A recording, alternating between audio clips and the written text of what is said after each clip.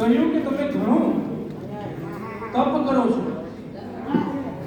તમે મારી પત્ની બનવા માટે ઘણું તપ કરો છો અને હવે તમે મારા પતિ થાવ, તેમ કહીને શિવ કૈલાસ ચાલ્યા.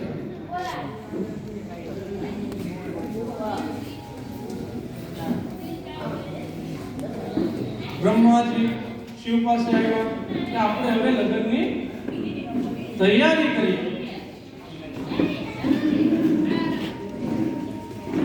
બધા દેવો વાજતે ગાજતે સતીના પાણી ગ્રહણમાં નીકળ્યા.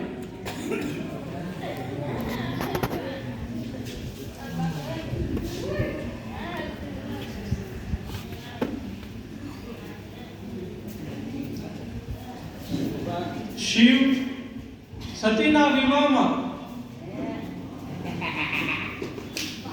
સર્વદેવો શામિલ થયા.